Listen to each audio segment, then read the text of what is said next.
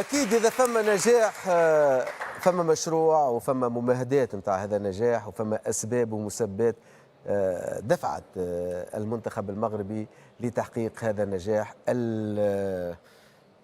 اللافت الانتباه المثير للانتباه، سميه ما شئت، لكن نجاح استثنائي بكل المقاييس. ماجد حطنا في الصورة، حكيوا على أكاديمية محمد السادس اللي كثر عليها الحديث، والمنتخب المغربي دفع بنا ودفع بكل البرامج الرياضية اللي تتبع في كأس العالم أن تتحدث عن هذه الثورة الرياضية اللي عايشتها المغرب اليوم. دعني فقط أعود للوراء للسنوات. عام 84 ما تحقق في لوس أنجلوس عندما جاء سعيد عويطة ليمنح الذهب كعداء مغربي كتب التاريخ، ونفس الشيء بالنسبة لنزهة للبطلة نوال المتوكل، ثم توالت النجاحات. وقتها قال جلالة الملك الراحل الحسن الثاني: أفتخر بما قدمته هذه الأسماء، وأكيد بأن إشعاع المغرب سيصل للعالم من خلال ما تقدمه الرياضة. كلمة للتاريخ. جاء الملك محمد السادس الرياضي الأول المنفتح على كل الأشياء التي تعطي إضافة لهذا البلد، كان دائما بدعم وكان دائما منفتحا للآراء. بصمات الملك ربما هي الفكرة التي جسدت هذا النجاح.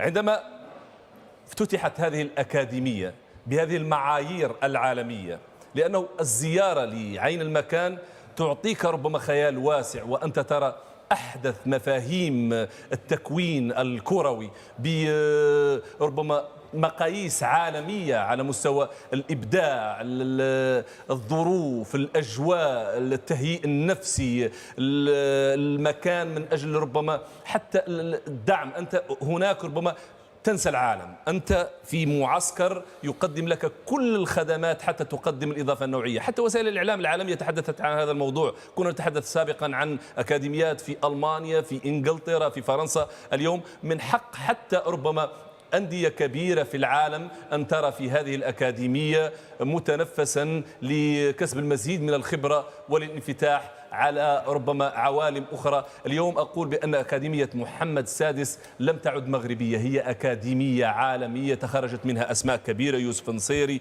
نايف أكرد، عز الدين أوناحي، محمد رضا التاغناوتي الحارس الثالث في تشكيلة الأسود.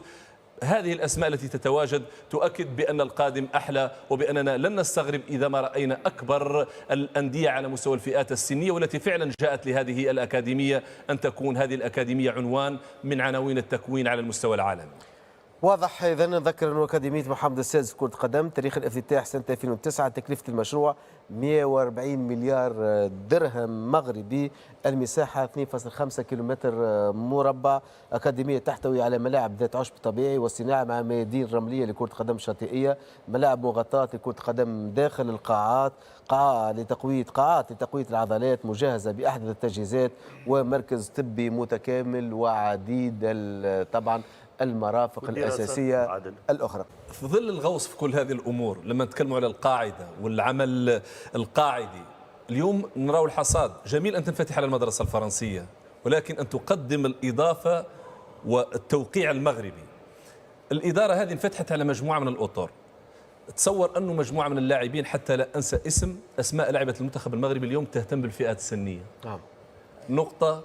وإضافة أخرى، حتى المسؤولين على هذا المشروع التحفة والرائع انفتحوا على مدربين من أندية الهواة.